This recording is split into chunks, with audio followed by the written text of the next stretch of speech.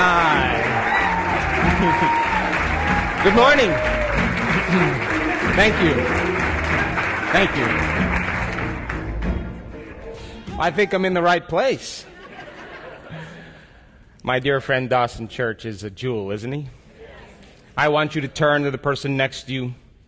I want you to look them in the eye, and I want you to introduce yourself as a genius. Let's begin.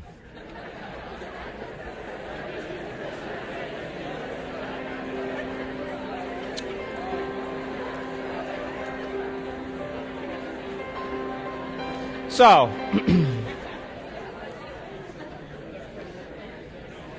this one-day workshop is about you. It's an opportunity for you to retreat from your life for just one day and to remove the constant stimulation in your external environment that reminds you of who you think you are as a personality. To separate yourself from the people you know, and the places you go, and the things that you do at the exact same time every single day, long enough for us to remind you of what you already know, that you are actually the creator of your life. And we are going to develop concepts and ideas in one day. And every time you learn something new, you make new connections in your brain. That's what learning is. Learning is forging new synaptic connections. And as you begin to leave imprints in your neurological tissue as a result of your interaction in the environment, the next thing is that you're going to have an opportunity then to apply that information, to personalize it, to demonstrate it. And a certain group of people will get their behaviors to match their intentions. To get their actions equal to their thoughts, they'll step out into the unknown, and they'll try it. And when they do, they'll have a new experience.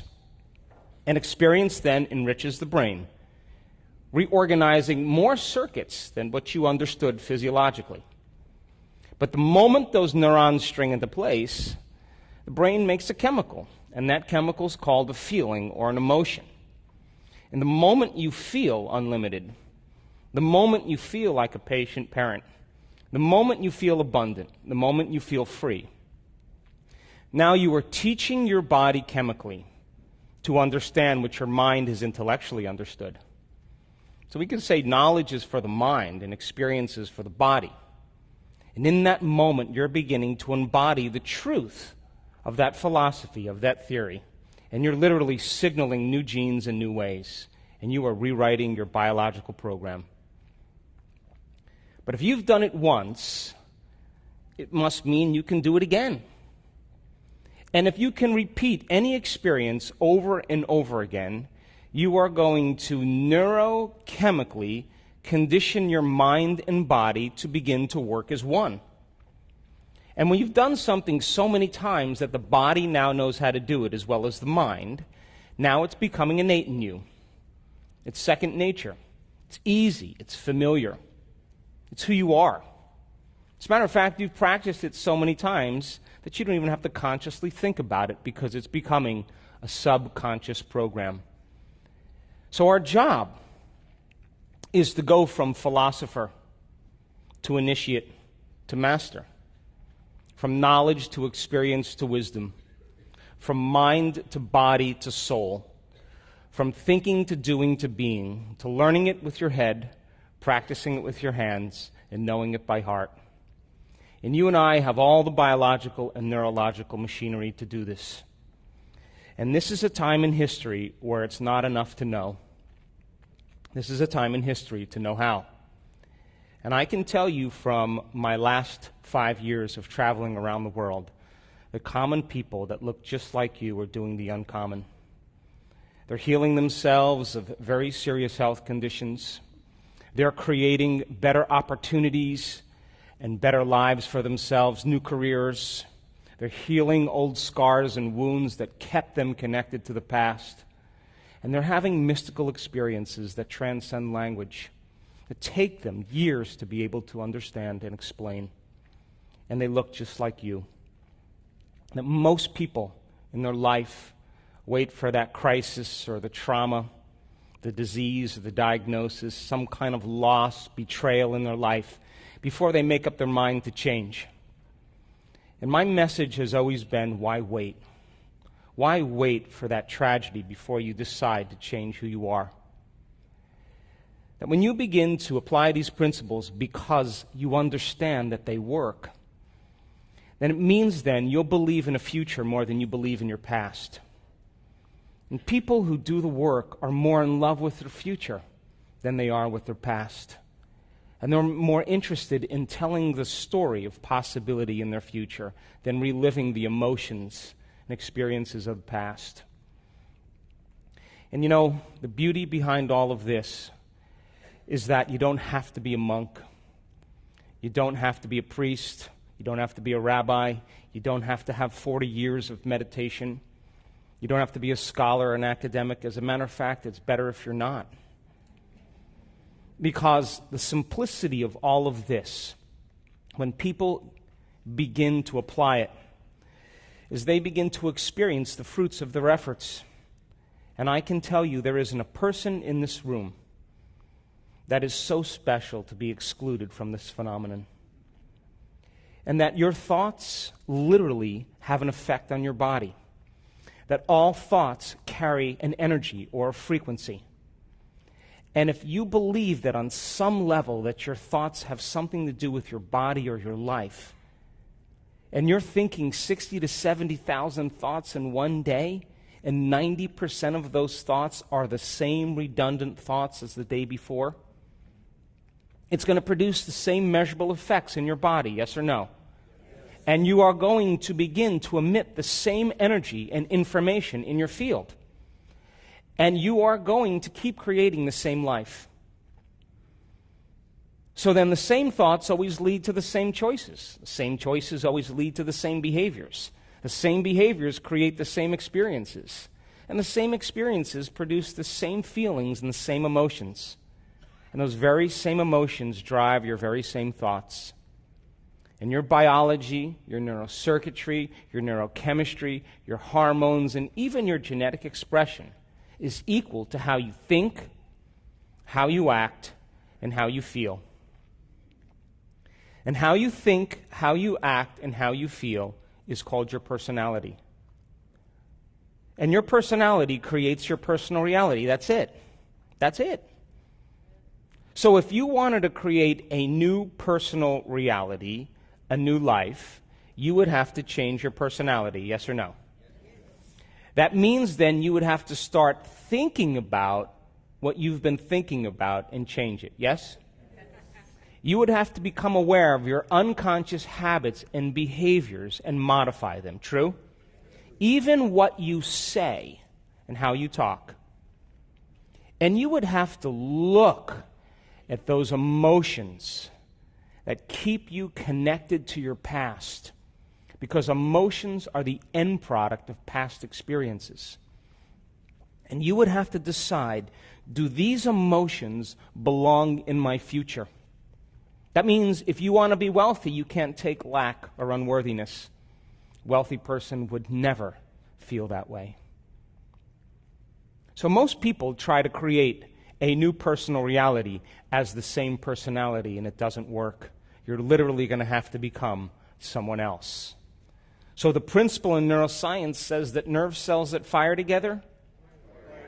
So if you keep thinking the same thoughts, making the same choices, demonstrating the same behaviors, create the same experiences that stamp the same networks of neurons into the same patterns, all for the familiar feeling called you, then wouldn't you agree then if you've done that over and over again, firing and wiring, emotionally conditioning and signaling the body in the same way into the past? If you did that, I don't know, let's be conservative, 25 years, would you agree then you would begin to hardwire your brain into a very finite signature? Yes? And that finite signature is called your identity. And it's a fact that by the time we're 35 years old, we become memorized to a set of automatic programs, behaviors, beliefs, perceptions, emotional reactions that function subconsciously. So then the first process of change then would become conscious of your unconscious thoughts, yes or no? Yes. And because of the size of the frontal lobe, which is 40% of your entire brain, the crowning achievement of the human being, the fact that you can observe how you're thinking, notice how you're acting, and pay attention to how you're feeling, the moment you can observe that, it means you're no longer the program, yes or no? You're the consciousness observing the program, and you're beginning to objectify your subjective self. You're no longer your biology. You're the consciousness observing who you are. Yes or no? Yes. So then the word meditation then literally means to become familiar with. That's what it means. That's the symbol. So then if you begin to become familiar with how you've been thinking, and you're so conscious of those unconscious thoughts like, I can't, what's wrong with me, it's too hard, I'll never change, I'll never make it, I'm too tired, nobody loves me. Those are the thoughts that are slipping by your analytical mind unchecked and beginning to program your autonomic nervous system into the same destiny. The moment you become aware of what comes out of your mouth and how you act, whether you blame or complain or make excuses for yourself or judge other people, the moment you become aware of that, if you're so familiar with that program, would you agree the more conscious you are of that unconscious habit, the less likely you're to go unconscious? Yes or no? Yes. And it would take an act of will to stay present and aware. Yes or no? Yes. And if you're becoming so familiar with the emotions that you've been living by every day for the last 20 years, that you didn't even know that you were guilty because it just felt like you. And it was so comfortable suffering that you felt really good to feel bad. But you didn't know that because that's just how you've been feeling. Yes or no? Yeah. And then all of a sudden you become conscious, oh my God, what have I been doing? The moment you become aware of that, then, it means then you're less likely to lower your energy and your emotional state during your day because you would become conscious of it. Yes or no? And what if then you decided, what thoughts do I want to put my attention behind? Let me review them, how a great person would think. What would be the internal dialogue they would have? And you began to fire and wire those circuits in your brain. And if you did that a few times, you would begin to install some circuits in your brain, yes or no?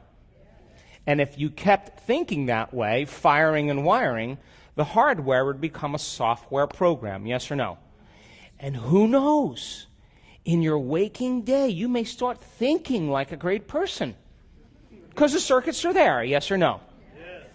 And if you said, I'm going to master this day, one lifetime, how would an unlimited person live today? And you began to rehearse in your mind who you were going to be before you opened your eyes. The act of rehearsing mentally, when you're truly present, your brain does not know the difference between what's going on out there and what's going on in here. And all of a sudden, you begin to install more circuits in your brain, priming it. All of a sudden, installing those circuits so that you have the hardware in place to act like that person, yes or no? Come on. Yes. And if you've done that enough times, would you all of a sudden start acting like that person? Yes. In your waking day, because you've primed your brain instead of to be a record of the past, that now it's becoming a map to the future. Yes or no? And then what if you said, now this is, to me, greatness. Can I teach my body emotionally what my future is going to feel like before it's made manifest? Now, this is the challenge, because we've studied this so much. Most people wait for their wealth to feel abundant and worthy. They wait for their success to feel empowerment. They wait for the healing to feel gratitude and wholeness. They wait for their new relationship to feel love. Or they wait for the mystical moment to occur to feel awe. That means then we're victims to our environment. We're waiting for something outside of us to change how we feel inside of us. And the moment we feel better inside of us, we pay attention to whoever or whatever caused it. And that event in and of itself is called a memory. That's Newtonian physics, cause and effect. In other words, if people are in lack, or they're empty, or they're suffering, they're waiting for some external exogenous condition to change how they feel. And what happens if it doesn't happen? They spend the rest of their life fighting for it, trying to controlling it, manipulating it, trying to make it happen because they're separate from possibility. But don't you know that the moment you start feeling wholeness, your healing begins? The moment you start feeling worthy and abundant, you're walking towards your future, called wealth. The moment you're empowered by a vision, and every single day you're living in that energy, you are going to tune into a new future. And synchronicities and serendipities are going to begin to happen all around you. The moment you're in love with yourself and you're in love with life, you're going to magnetize an equal. And the moment you're in awe of knowledge and information, you're going to have a mystical experience. And that's causing an effect. And so then, if science tells us that the environment signals the gene, are you with me? Yes. And all genes make proteins. And proteins are responsible for the structure and the function of your body. And genes are like Christmas tree lights. They turn on and off all the time, and we've measured this. Would you agree then that if an experience in your environment produces an emotion, and science tells us it's the environment that signals the gene, when you begin to experience the emotion ahead of the environmental experience, you're signaling the gene to begin to make new proteins to prepare the body for that future experience. Are you with me? Yeah. Now you're in alignment biologically with the destiny, neurologically, chemically, hormonally. And all of a sudden now, this is the beauty. If you're able to then maintain that state of mind and body, where there's physical evidence in your brain and body to look like the experience has already occurred because you're doing the work, then the magic starts to happen in your life, and it comes out of nowhere. Those coincidences, those opportunities that begin to unfold are unfolding because you're no longer living in the known. You're living in the unknown. Are you with me still? And I'm telling you, you're more alive and at your best when you're in the unknown than when you're in the known. Are you still with me? Yeah. So then, if the brain is a record of the past, it's an artifact of everything you've learned and experienced to this moment. Would you agree then, if you're not being defined by a vision of the future every single day, you're left with the old circuits of the past? Yes or no? Yeah. And if you are living by the memories of the past and you're not installing any circuits into the future, then you're going to be predictable in your life. Yes or no? Yes. Come on. Yes. And if feelings and emotions are the end product of past experiences, and you remember experiences better because you remember how they feel, the moment you wake up in the morning and you say, let me think about my problems. Oh, now I'm starting to feel a little bit more like myself. Wait, let me grab my cell phone and let me check my WhatsApp and my texts and my emails and my Facebook. And Jennifer's eating carbohydrates. Did you see that? Oh, my God. And my high school boyfriend is looking for me. And the moment you begin to connect to your network of your personal reality, the moment you start turning on those circuits in your brain and you come back to your senses, and you get connected to those emotions that have defined you based on memories, and those emotions are driving your thoughts, and you can't think greater than how you feel, you're thinking in the past. Yes or no? Yes. And you'll keep creating more of the same life. So then, think about this. You wake up in the morning, your brain, for the most part, is in the past, yes or no? Yes. Come on, poke the person next to you over there. And would you agree then if you connect to a familiar feeling or an emotion, and those emotions are driving your thoughts, and those thoughts are creating the same emotions, and those same emotions are driving your same thoughts, and those same thoughts are creating the same emotions, that you're conditioning your body into the past, yes or no? Yes. And your body is the unconscious mind. It doesn't know the difference between an experience in your life that's creating an emotion and an emotion that you're creating by thought alone. To the body, it's believing and it's living in the same past experience 24 hours a day, 7 days a week, 365 days a year. Yes or no? Yes. And the body is beginning to continuously get the same information, and it's believing it's in the same environmental condition, which means you're signaling the same gene in the same way. Yes or no? And now you're headed for a genetic destiny. Yes or no? And you've done nothing wrong. You're just taking too long. Because those emotions then will define you. And then someone will say to you, "What's up? Why are you so angry? Why are you so bitter? Why are you so afraid? Why are you so in so much pain? Why are you suffering so bad?" And you say, "I'm so glad you asked." And then you tell a narrative, the story of your past, firing and wiring the same circuits in your brain, working yourself up into an emotional froth to keep signaling the body into the past, reaffirming your personality based on a feeling. And the latest research on memory says that 50% of what you're talking about isn't even the truth. That you make stuff up. You embellish it. That memory is creative.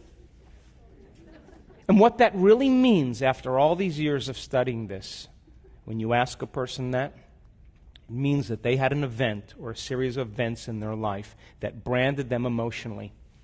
And when they tell that narrative, what they're really saying is, "I haven't been able to change since that event. I've been altered from that experience." Yes or no? Yes. And they find people in their life that are the same emotion, the same energy, and they use each other to reaffirm their addiction to that emotion, and they get agreement for it. And they say, "I can suffer more than you can." No, I can suffer more than you do. Are you with me still? So then, the body becomes conditioned into the past, which means for the most part, most people's biologies are anchored in the past.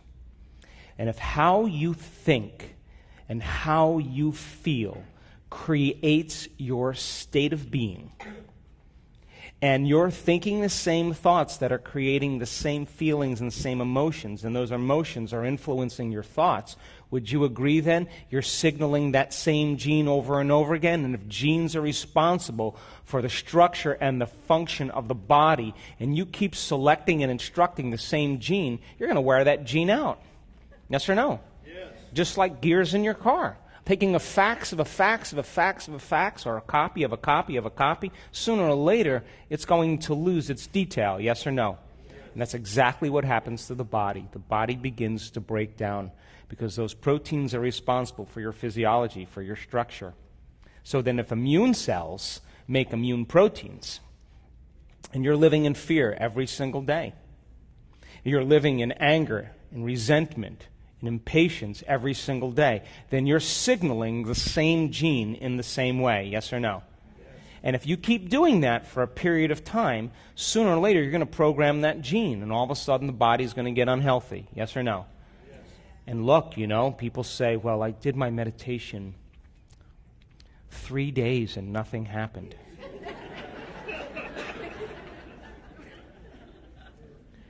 But I tell them, how long did it take you to create that condition? Tell me. So then if meditation means to become familiar with, you got to become more familiar with the thoughts, behaviors, and emotions of your future than familiar with the thoughts and behaviors, emotions of your past. Yes or no? Yes. So then if you keep firing and wiring the same circuits in your brain, installing the circuits, the hardware becomes a software program, and it gets easier to think in unlimited ways. It gets easier to act like a wealthy person. It becomes easier then to cultivate the emotions of your future instead of the emotions of your past. And our students, people in this work, some of them have had horrific pasts. They've been abused, they've been traumatized, they have had very difficult conditions. And they stopped telling the story of their past. They started telling the story of their future, and they started believing more in that in their past. And when people come up to me and they vomit all over me about their past, I don't have a problem with that. I know that it's natural to do that. But I always ask them, listen to me. If you can't overcome that past in some way and you're feeling those emotions, you'll only talk about your past when you're feeling those emotions, because those emotions bring you back to your past. Yes or no? Yes. Come on. Yes. But if you're having a great life, you never talk about your past anymore because you're no longer emotionally bound to it. Yes or no? Yes. So then the moment you start feeling emotional, hint, you're back in your past. Yes or no? So now reason this with me. Great experiments have been done on the fact that we emit light and information, that you are an electromagnetic being, that you are emitting energy and information. And all that energy is carrying a message. And if you're living every single day in the same energy, then your life should not change in any way. Yes or no? Yes. Come on. Yes. Come on, stay with me. Did the gene thing throw you off? So think about this. When you are living in fear, when you're living in anger, when you're living in resentment, you're living in survival, because those emotions signal the stress response. Yes or no? Yes. And when you turn on that stress response, you are going to draw from this invisible field of vital energy around your body, that light and that information, and you're going to turn it into chemistry. And you're going to diminish your very field around your body. Yes or no? Yes. So then, when you perceive a threat, when you see a circumstance in your environment that is unpredictable or unknown, the moment you perceive that, you activate that fight or flight nervous system, the sympathetic nervous system, and you're going to mobilize enormous amounts of energy to prepare yourself for that danger in your outer world. Yes or no? Yes. And you can do that on the short term because that's survival. But when the event is over, the body rests, parasympathetic nervous system turns back on, long-term building projects start to occur, you're starting to heal. And all organisms can tolerate short-term stress. But what if it's not a predator? What if it's your coworker? What if it's your boss? What if it's your sister-in-law? Because of some past experience, you're perceiving that condition in your environment based on your past, and you're turning on the same stress response as if you were being chased by a predator. Yes or no? And you keep going back into that environmental condition, and you knee-jerk in the same way, and you keep producing those same chemicals over and over again, same chemicals over and over again. The stress chemicals downregulate genes to create disease. It's a fact. Are you with me still? Yes. So then, if you're doing that for an extended period of time, and all of a sudden now you become addicted to the very rush of chemistry that gives the brain and body a rush of energy, would you agree then, if you keep doing that over and over again like an addict, you need to feel angry. You need to feel lack. You need to feel unworthy because it reaffirms the emotional state. Are you still with me? Now, it gets a little bit weird here because we got a big frontal lobe. And you can just call up a memory from the past. And the moment you call up the memory from the past, your body's in the past physiologically and emotionally. And you can begin to worry about the worst thing that could happen in your life. Out of the infinite potentials in the quantum field, you're going to select the worst case scenario. And you're going to begin to get ready for that event. And you are going to begin to change your emotional state in preparation for the worst thing that could happen. Because in survival, if you prepare for the worst, you have better chances of surviving. Are you with me still? Now, I would call that a limited imagination. Yes or no? Yes. But in survival, though, when you're in stress, then, if you prepare for the worst and it doesn't happen and something less happens, you have a better chance of living. And this is the primitive survival gene that begins to become activated. And people spend their entire life doing this. And all they're doing is marrying a clear intention, a vision of their future, which is a very limited point of view, and embracing it with a familiar emotion of the past. And they're expecting their past to be their future. And if how you think and how you feel creates your state of being, that person's past is going to be their future. Are you with me still? Yes. So then, reason this with me.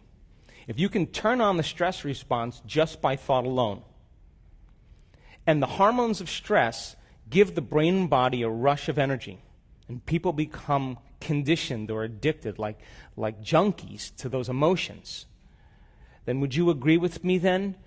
If you can turn on that stress response just by thought alone, that you can become addicted to your own thoughts. Yes or no? Yes. And if the hormones of stress are highly addictive and you're using your boss or your coworker or your sister-in-law or your finances to reaffirm your addiction to that emotion, is it possible you become addicted to the life you don't even like? Yes or no? Yes. And this is why change is so hard. And if you can turn on the stress response just by thought alone, and the hormones of stress downregulate genes to create disease, then your thoughts could make you sick. Yes or no? So, okay, let's go out on a limb here. If your thoughts could make you sick, is it possible that your thoughts could make you well? Yes. Okay. So then that means then that you would have to start a process of no longer drawing from this invisible field of vital energy and turning it into chemistry and diminishing your own light field. When you do that over time in chronic stress and you keep drawing from this invisible field of energy and turning it into chemistry, you have no light field. Yes or no? Yes. Come on. Yes. So now you're more matter and less energy, more particle and less wave. And in fact, the hormones of stress cause you to narrow your focus on objects and things and people, because that's where the danger is. And when the hormones of stress kick in and your brain waves go into high beta and you're aroused, you're going to pay attention to your outer world, and you're no longer going to want to believe in your inner world of possibility. Are you with me still? And if the survival gene is switched on, then you won't want to go in, close your eyes and create, because it's not a time to create. It's not a time to focus on the unknown. It's a time to prepare yourself for what could be lurking behind those corners. And it's not a time to learn. It's not a time to open your heart. It's not a time to be vulnerable. It's not a time to sit still. It's a time to run, to fight, or to hide. And people spend the majority of their life living by these hormones. And those hormones cause us to become materialists, using our senses to define reality. And if you can't see it, you can't hear it, you can't smell it, you can't taste it, you can't feel it, it doesn't exist. And all of a sudden, people all of a sudden give up possibility. And now, when they're more matter than energy, they will try to force outcomes, control outcomes, predict outcomes, fight for outcomes, because they are matter trying to change matter. Are you with me still? And as people begin to try to control and predict all the different things in their life when they're aroused by these chemicals, each person, each object, each thing, each place, each experience has a neurological network in their brain because they've experienced them already. Yes or no? Yes. And as they shift their attention from one person to one problem or one thing, they start activating these different circuits over and over again. And all of a sudden, if you measure that in the brain gets highly incoherent. It's a house divided against itself. And when your brain is incoherent, you're incoherent. And when your brain isn't working right, you're not working right. And at the exact same time, when this vital energy is being drawn and turned into chemistry, the heart, the center of oneness, the center of wholeness, your first step to divinity right here, the bridge, your connection to the unified field. It loses its energy, and all of a sudden it starts to beat very incoherently. And the emotions of resentment and impatience and hatred and violence cause the heart all of a sudden to no longer be in balance. And all of a sudden we no longer trust our heart.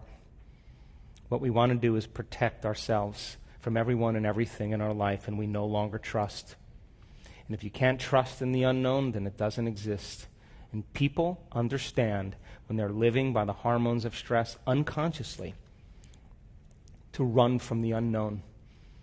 Because the unknown you can't predict, and it's being in that state of the unknown and not being able to predict your future that actually creates the stress response. So nobody takes a chance and possibility. And everybody's waiting for everybody to do it.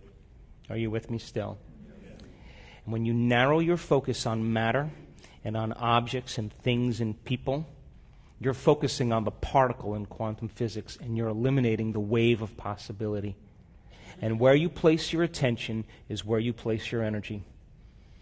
And if all of your attention is on matter, then energy doesn't exist from you, and you will feel separate from the field. You will live in lack.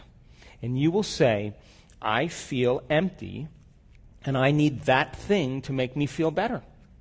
And once I get that thing, I'm going to experience the emotion of it, and when I get it, then it's going to make me feel better. But when the novelty wears off, here comes the emptiness again. So then you say, I'm in lack again. I need one of those. So then you got to go to work, and you got to drag your body through space. And when you drag your body through space, you experience time.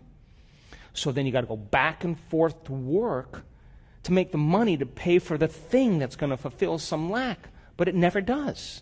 Are you with me still? And people then, all of a sudden, after 30 years, they have their car, they have their house, they have their relationship, and they're too exhausted to enjoy it. Are you with me still? Yes. And that's called normal. But would you agree with me then?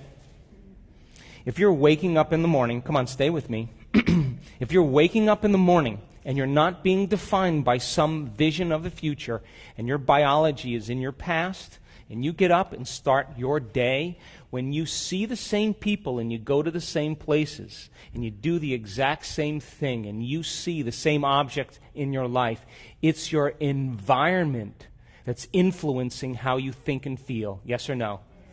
And you will be thinking and feeling in the past because your biology is in the past. Yes or no? Yes. Come on. Yes. So if you see the same people and you go to the same places and you do the exact same thing at the exact same time, you would have to agree with me then that your personality is no longer creating your personality. Your personal reality is creating your personality. Your environment is controlling how you think and feel. Yes or no? Yes. And as long as you're reacting equal to your environment, you should create more of the same environment. Come on. Yes. And there should be a nice biological dance, a perfect match between your neurocircuitry, your chemistry, your genes, your hormones, with what's going on in your life. There's a tango going on between your inner world and your outer world. Yes or no? Yes. So then, your environment is actually controlling you. You're a victim to the circumstances in your life. And you see the person, you unconsciously react. You go to the certain place and you think about in the past how it was. And so then, if how you think and how you feel creates your state of being, and you keep thinking the same thought that keeps producing the same emotion, that same emotion is influencing how you're thinking, you're hardwiring your brain and conditioning your body emotionally into the past, yes? And if you do that enough times, thinking and feeling in the same way, the body becomes the mind of that emotion. Now the servant has become the master, and the body's running the show. Yes or no? And so then if the body then has become the mind of that emotion, then to change then would be becoming greater than your body. Yes or no? And if your environment has that much influence on how you're thinking and feeling, then to change then is to be greater than your environment. Yes or no? And if you're waking up every single morning, coming back to your senses, looking at the person next to you saying, oh my God, who is that? How did I get here? Jeez. Wait, let me think of all my problems. Okay, I'm starting to feel like myself. Let me get my cell phone. Let me check. Okay, now I'm feeling like myself. And then you get up and you go through the same routine behaviors in your habitat, you have the vision of the toilet, and the next thing you know, you're in front of the toilet. Then while you're on the toilet, you have the vision of the coffee maker, and there you are, you're in front of the coffee maker. And then while you're drinking your coffee, you have the vision of the shower, and there you are in the shower. And while you're in the shower, you get super creative about the clothes you're going to wear, and next thing you know, you're dressed. And your body is always following your mind, but it's following it to the known. Are you with me still? And let's just say you drive to work the same way and see the same people and go to the same grocery store and buy the same food and watch the same television shows. And then you get in front of the mirror at night and you put your lotions and potions and creams on and floss the same way and brush your teeth. And you go to bed and you wake up in the morning and you're doing the same exact thing. Yes or no? Yes. Would you agree then we can take your past and lift it up and set it on your future? Yes or no? Now, that's karma. That's it. That's karma right there. And so then if you've done that enough times, a habit is a redundant set of automatic, unconscious thoughts, behaviors, and emotions that's acquired through frequent repetition. A habit is when you've done something so many times, your body now knows how to do it better than your mind. Are you with me still? So if you wake up in the morning and you're doing that, would you agree then your body's on autopilot? And it's dragging you into a predictable future based on what you did in the past. And you're unconscious. Yes or no? And I assert that when you are not in the present moment, you're running a program. So don't take anything personally from somebody, because they're just running a program as well. Are you with me still? So then, think about this. Would you agree then that if you are going to heal your body by thought alone, to create some new experience in your environment by thought alone, to create some new future that's no longer your past by thought alone, then you would have to become thought alone? Yes or no? Yes. Come on. Yes. So then would you agree then if your environment is so strong in conditioning you into the past, would you agree then maybe it'd be a good idea to sit down at the beginning of your day, close your eyes, and disconnect from your external environment? Yes or no? So then if you're seeing less things in your external environment because you've closed your eyes, all of a sudden now, your environment isn't going to control how you think and feel. Yes or no? And what if you were to play soft music in the background or put earplugs in and diminish more sensory information coming in from the environment? Would you agree you'd start putting more attention on your inner world instead of on your outer world?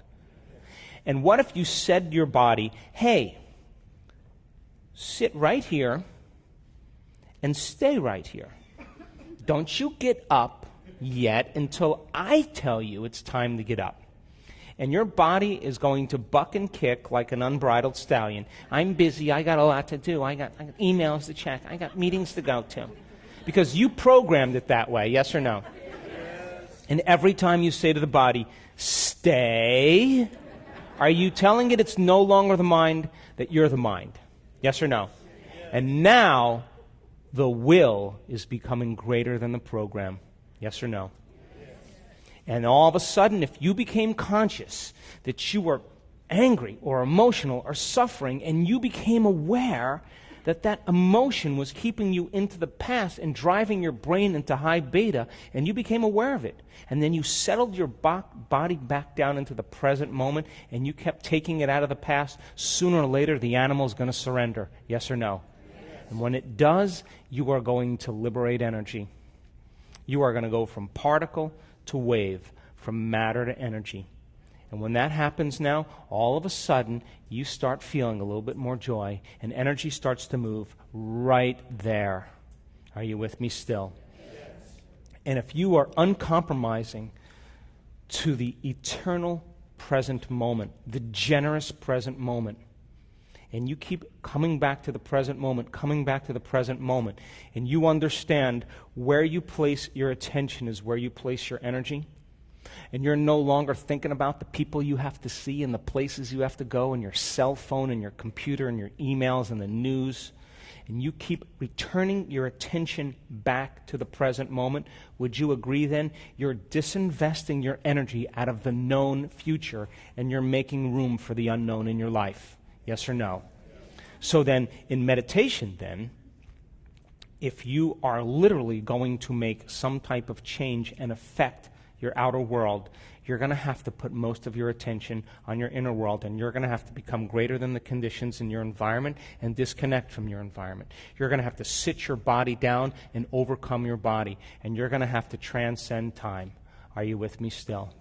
So then when you're living by the hormones of stress and you're in a threatening situation and the survival gene is turned on, then you're going to spend the most of your time thinking about your environment. Yes or no? And what is your environment made of? People, pets, things, objects, places, time. Yes or no? And when you're living by the hormones of stress and that survival gene is conditioned and turned on, would you agree that you better pay attention to your body if you're being chased by Mr. Big? Yes or no? So most people start to put all of their attention on their body, and they start believing that they're their body. Are you with me still? And if you're living by the hormones of stress and you're trying to predict the future based on the past, then you would have to agree with me then, when you're in the present moment, you can't be in stress. Because there is no future and there is no past. There's only the present moment. Yes or no? So then meditation is about that. And what we've measured over and over again when we've done this, as I now know, without a doubt, that you are at your absolute best when you get beyond yourself, period. And I can tell you right now, you can't tell me you're too old. You can't tell me you're too out of shape. You can't tell me about your past. You can't tell me about your disease. I have seen transformation and shifts in people's bodies independent of how old they are, how out of shape, how in shape, their wealth, their social status. I've seen it happen on all cultures, all ages, all kinds of people. Are you with me still? So then, if you start taking your attention off your body, then would you agree that you would become nobody? Yes or no? Yes or no? Yes. And if you took your attention off all the people in your life that you have to take care of and make sure everything's in place, and all those people have created your identity, that the moment you take your attention off all those people in your life, you become no one. Yes or no? Come on. And if you're not thinking about the things you own and all the objects, your computer, your cell phone, then all of a sudden you're in nothing. Yes or no? Yes. And if you take your attention off the place you have to go or the place you're sitting and you get so lost in your inner world that there's no longer an outer world, then you're in nowhere. Yes or no? Yes. And if you are not thinking about the predictable future or the familiar past, and you are in the generous present moment, then you are in no time. Are you with me still? And that means then you're no longer your face. You're no longer your pain. You're no longer your job. You're no longer your gender. You're no longer your diet. You're no longer your profession. You're no longer a mother. You're no longer a father. You're no longer a kid. You're no longer your culture, your skin color. You're no longer your name. You are nobody. No one, no thing, nowhere, and no time. And in that moment, you are walking into the door to the quantum field. You are passing through the eye of the needle. Are you with me still? And now here's what happens when this occurs. And we've measured this enough times. When you're thinking about all those people and things and problems and conditions in your life, and your brain is aroused because of the hormones of stress, and you're in survival, and you're activating all those circuits in your brain is firing very incoherently, and your heart is out of rhythm, and you're drawing from this field and turning it into chemistry, and you're more matter and less energy, that there comes a moment where all of a sudden the person has to settle down and there's chaos going on within them. They're disconnecting from their environment, and it's the unknown. And they have to work in trusting in the unknown more than the known. And as they do this properly, and they get beyond themselves, and they're no longer thinking about those people. They're no longer thinking about their pain or their body. They're no longer putting their attention on objects or things or places and time. If they're no longer activating these circuits in the brain because they're no longer thinking about them, guess what happens? Their brain waves begin to change from beta brain waves, high beta aroused state, into alpha. And in alpha, all of a sudden, the inner world starts becoming more real than the outer world. The brain starts to imagine. And when you're out of the way and you're no longer thinking and feeling in the same way, and you're changing your brain waves, as you change your brain waves, you're falling right into the autonomic nervous system. And as your brain waves slow down, all of a sudden you're connecting to that autonomic nervous system that wants to just do one thing: create order and balance in your body. And it says, she's gone. She's out. And it steps in right into the neocortex. And when it steps right into the executive brain, all of a sudden it starts taking those different compartments of the brain that were no longer working together and starts to synchronize them. And all of a sudden you see the front of the brain talking to the back of the brain. We've seen this so many times. You see the right side of the brain talking to the left side of the brain. And all of a sudden you see the brain starting to move into a more holistic state. And what syncs in the brain links in the brain. And all of a sudden the person starts to feel connected to something greater. Are you with me still? And the moment that that happens, we can predict it now.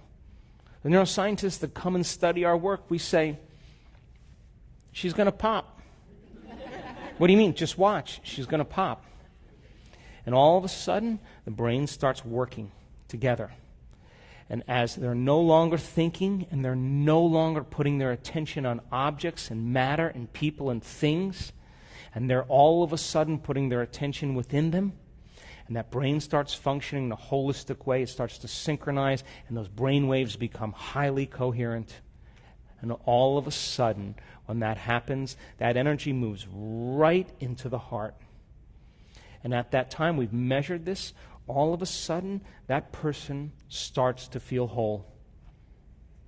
When that brain, that right hemisphere and that left hemisphere come together and it starts to synchronize, the union of polarities, the union of duality, the union of separation or opposites is called wholeness, it's called love. And the moment those two hemispheres come together, that energy breaks right into the heart, and the person's heart goes into super coherence. And the field around their body can be up to 8 feet wide, 9 meters wide. Now they're more energy than matter, more wave than particle, and they feel connected to something greater, and they would never try to control an outcome. They would never try to force an outcome. They would never try to predict an outcome, because they understand that all they have to do is put their attention on possibility, and their body's going to follow their mind to the unknown. And it's so amazing when this happens. You can see the person's heart go into coherence. You can see their brain go into coherence. And you can walk around while they're in the meditation. You can look at them like this, and there are tears of joy rolling down their face. They are being baptized by the divine. They are connected to the unified field. And the unified field is that quantum field that governs all the laws of nature. And when that occurs, they feel so whole and so in love with life and so in love with themselves, it's impossible to want. How can you want when you feel whole? You feel like you have everything. And that's the moment the magic happens over and over again. And there is a biological, neurological, genetic upgrade in that person when they connect to the unified field. And when you connect to the unified field, you will go from somebody to nobody to everybody. From someone to no one to everyone. From something to nothing to everything. From somewhere to nowhere to everywhere. And from sometime to no time to every time. Isn't that the quantum field?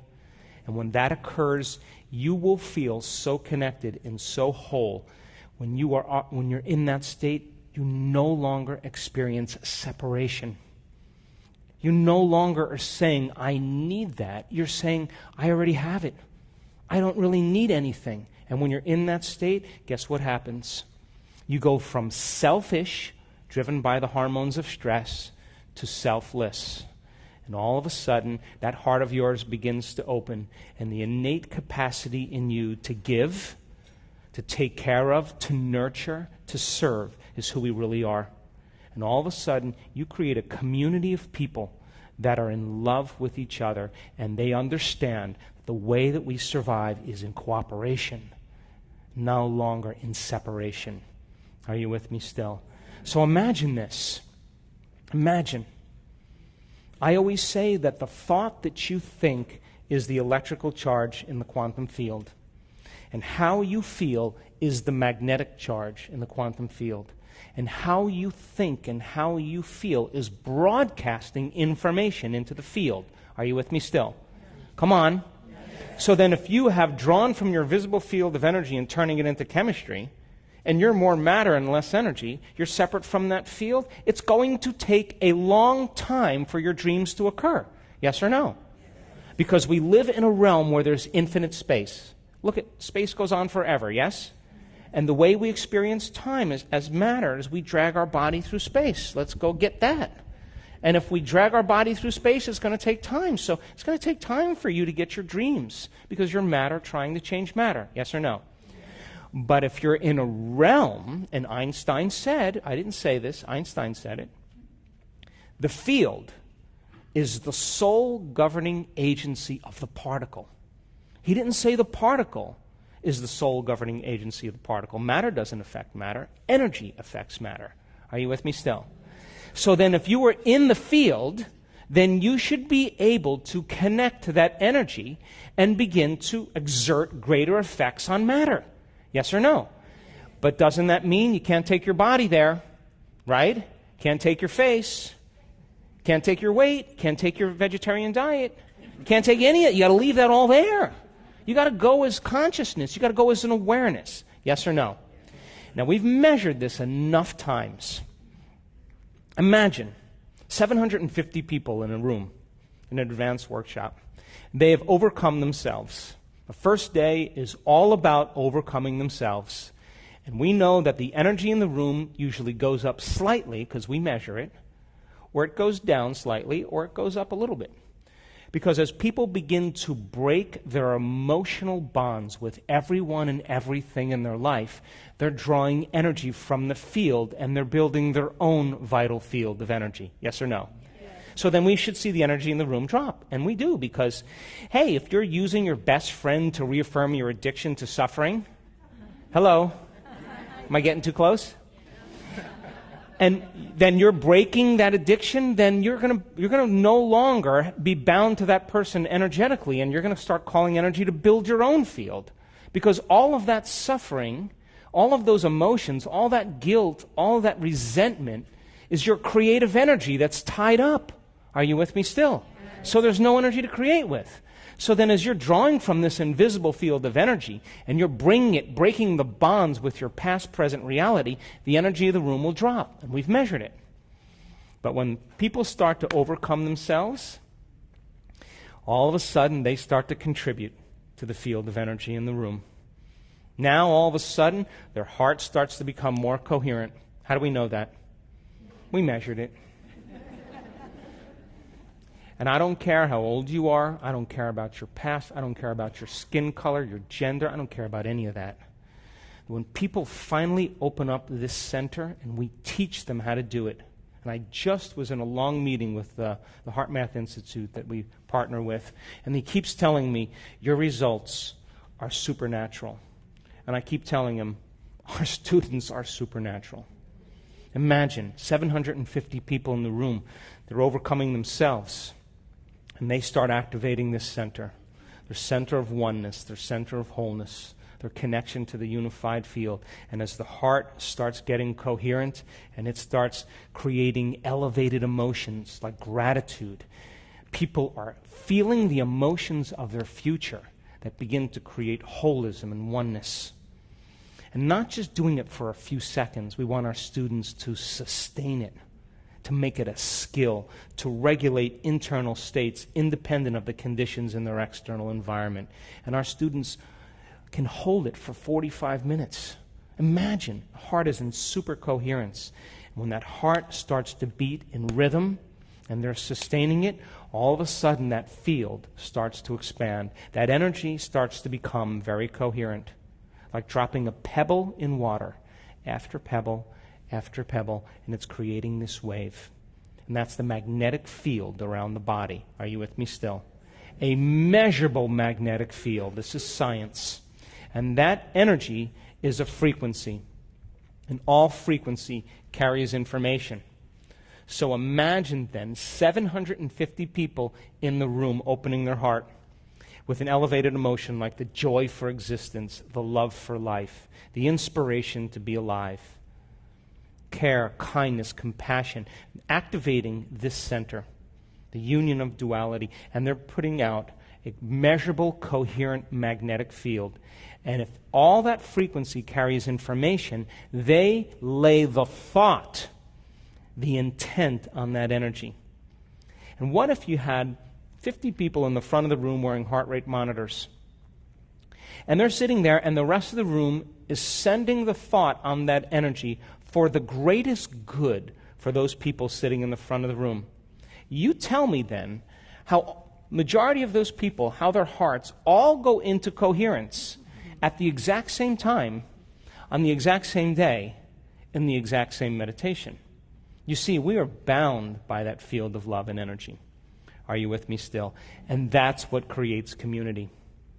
So then, when you start to open your heart, every single person that you are connected to, you begin to have an effect on, because you are entangled in energy. Are you with me still?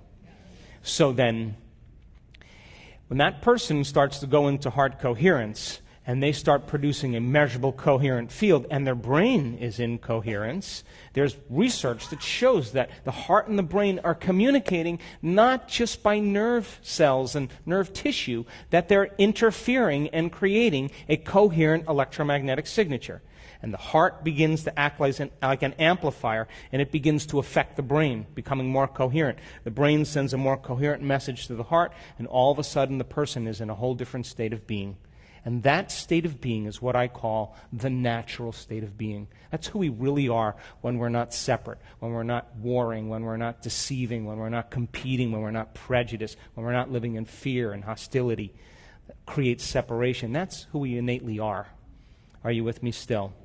So then, if your energy becomes coherent, and the person next to you's energy is coherent, and those two energy fields come together, and they start interacting, and they start interfering, they're going to create a bigger amplitude, a bigger wave. Yes or no?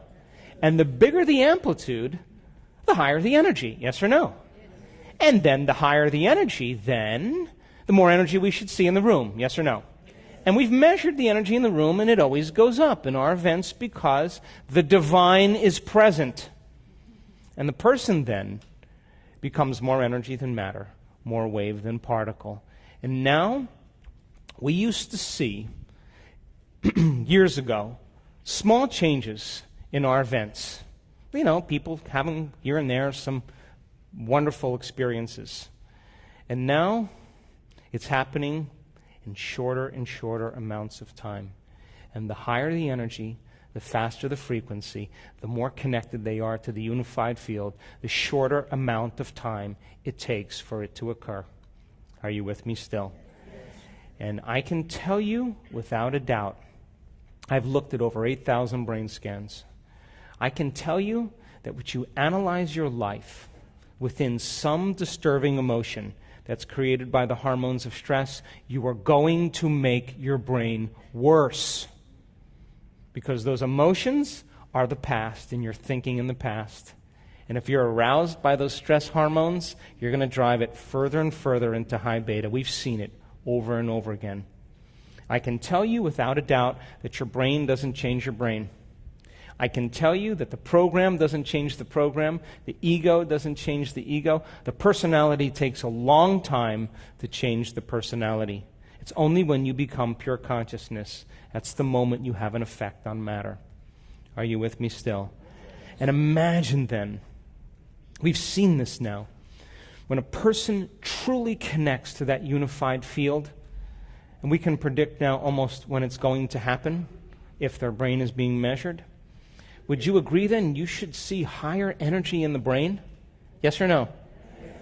So then when a person, listen to this, is connecting to that unified field where all possibilities exist and they no longer feel separate from their dreams, they feel connected to their dreams, all they have to do is put their attention and their awareness on what already exists. Yes or no? Come on, that bounced off some of you. Poke the person next to you, please.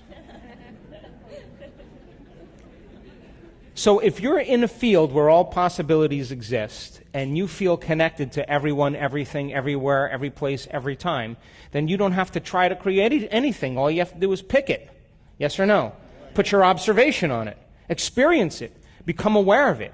So then imagine students, and I've labored for 3 years, almost 4 years, to have our students be able to sit in a meditation for an extended period of time and get beyond their bodies. And now our students, our advanced students, they can sit for as long as they want to sit. They know how to do it. They can change their brain waves in 4 seconds, 5 seconds, 9 seconds, 12 seconds. It's not like, hey, I'm getting to the quantum field before you. It's not like that. It's more like a skill, yes or no? And imagine we had all these wonderful, wonderful elders in our event in Tampa just a few months ago. And you can't tell me that you're too old to do this, because I saw them connect. And one lady in her late 70s said, I lost my spiritual virginity today. She connected.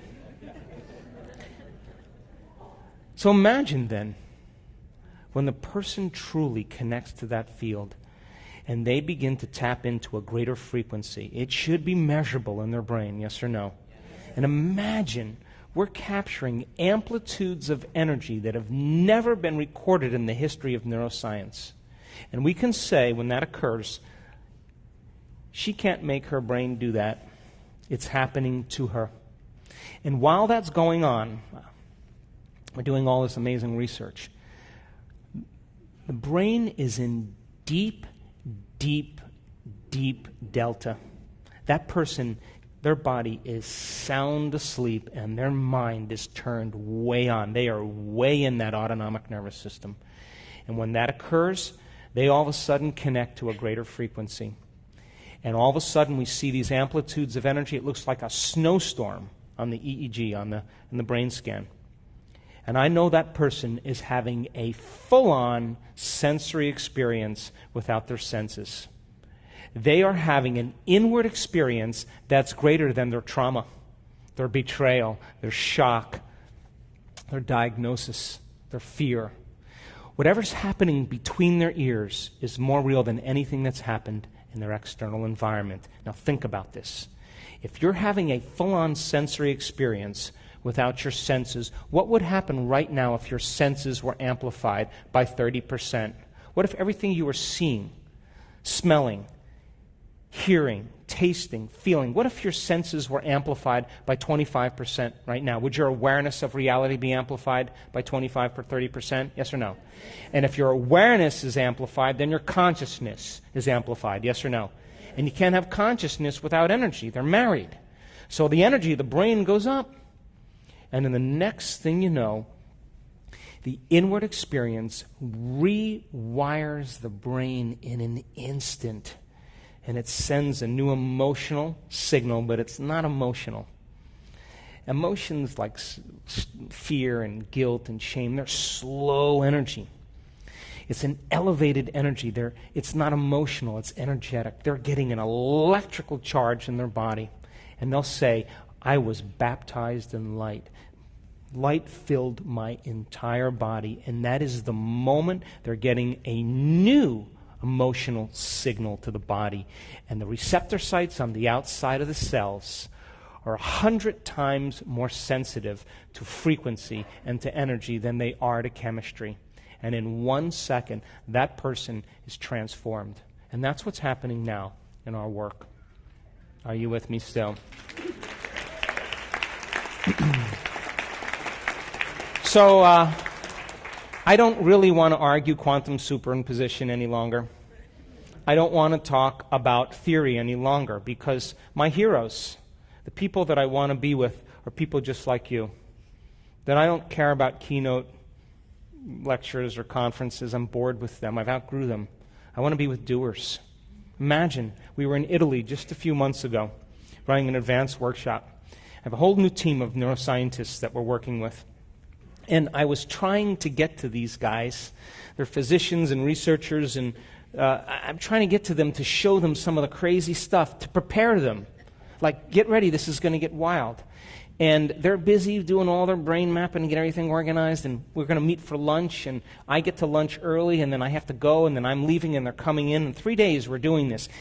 I'm going to get to you guys, And then after like 3 days, I'm like, nothing like an experience to cause a long-term memory. And I thought, the hell with it. Let them just have the experience, you know. So, second day, Friday afternoon, I'm introducing a new meditation. And we have a room of 600 plus people, and I'm on the stage, and I'm leading the meditation, and all of a sudden, I see all this commotion going in the back there. And they're screaming and yelling, and my staff comes up, you better get back there, you know. So I go out the back here, and I go along the hallway, and I come in the back, and this is what they're saying, okay? There's a woman sitting in the middle of this meditation, and she's lit up. And when I mean lit up, she's having an experience. And the brain scientists are watching the screen and just saying she's having a massive seizure.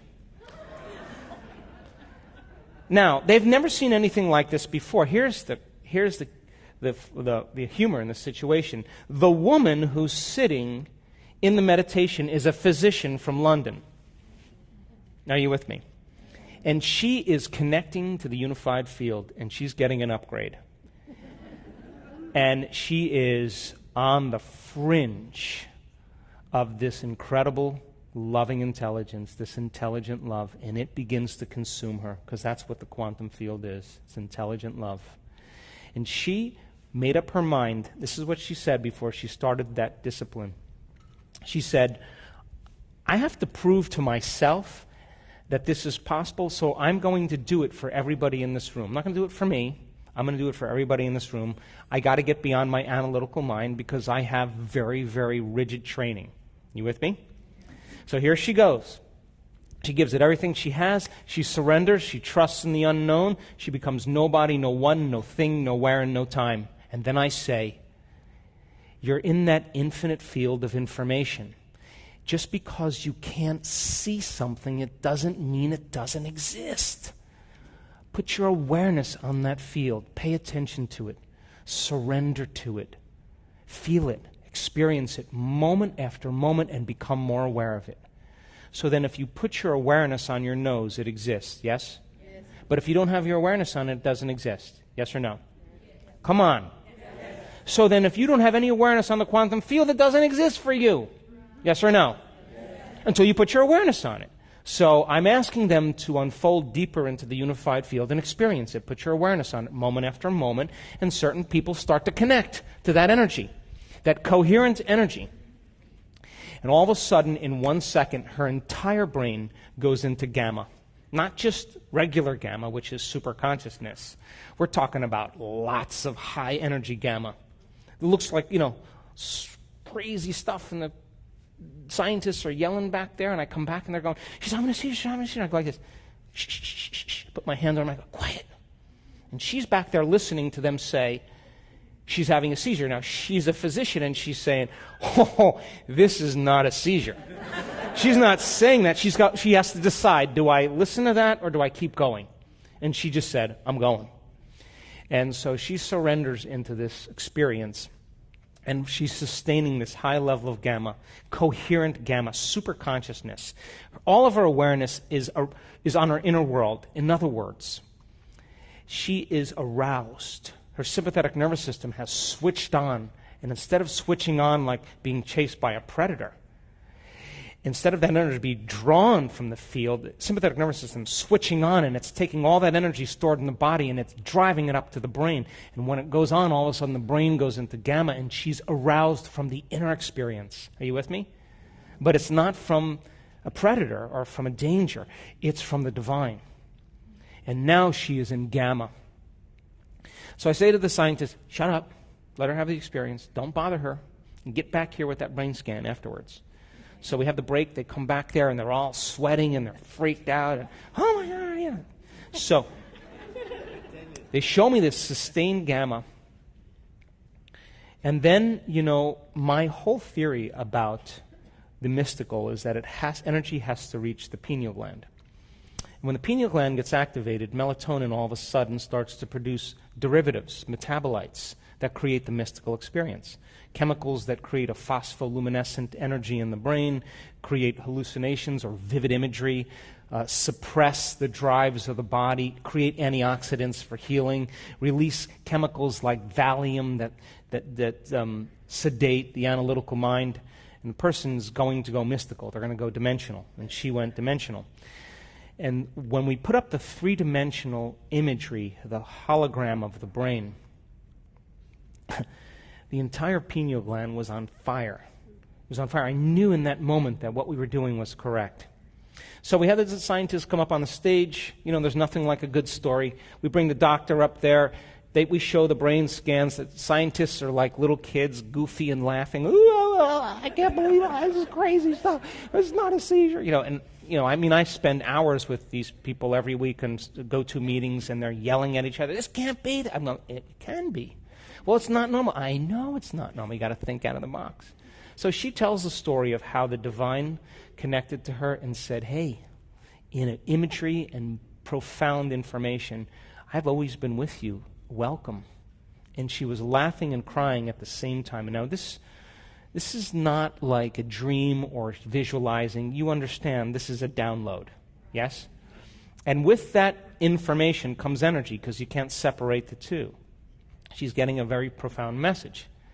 She's on the stage sobbing, telling the story. And then the event ends in Italy. And we all fly back to Seattle. And when I land in Seattle, one of the researchers is a physician. She's a brilliant lady. And she sends me a picture of this woman who's the physician from London.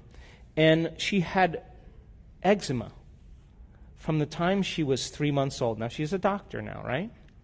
She did the diet, she did the cortisol, she did all the creams, she did all the things, took all the Benadryls, and of course, all of that was matter trying to change matter. Yes or no? Yes. And so she got a little improvement, and kept it at bay. So they sent me the picture of her arm with eczema covered all over her arm, and then 2 hands like this, and eczema all over her hands. Monday morning, they send me the next picture of her arm, and there's no eczema on her arms anywhere. None. And no eczema except a little bit on the outside of her hand. So then, if you connect to that unified field of oneness and wholeness, then wholeness and oneness should be reflected in your biology, yes or no? Yes. And would you agree the more you surrender and get out of the way and get beyond your body and your face and your skin color and your culture and your problems and your past and your future, and you trust in that unknown, the deeper you go into it, the faster the frequency, the shorter amount of time it should take to produce effects in your life. Yes or no? And people who do this work always say the same thing. It came out of nowhere. And I always say to them, that's because you created it in nowhere. Something appeared out of nothing. That's because you created it from nothing. It happened in no time. I know. You created it in no time. Yes or no? So then, the divine in you, in closing, has always been present with you. Yes or no? Yes. It's an omnipresent intelligence that's loving you into life. Yes? And so there's your outer environment, and if you want to hide the divine anywhere really well in a human being, you put it within them, because they'll look everywhere else for it. Yes? So it's a presence, yes or no? Yes. And it's standing here and it's waiting. And you know when someone's present in your life with you because they're paying attention to you, yes or no? Yes. And you know when they're not present with you because they're not paying attention to you, yes or no? So imagine this presence that's waiting for you to do your meditation, and you go like this, you're doing your meditation like that. God, I gotta meditate today. And it's going like, are you kidding me? Oh my God, I don't know if I can do. That's what you're bringing to it. And then while it's standing there waiting, you're thinking, I got to take care of that person, I got to check that email, I got to do this thing. And all your attention is on your outer world, and it's going, hello, I'm over here.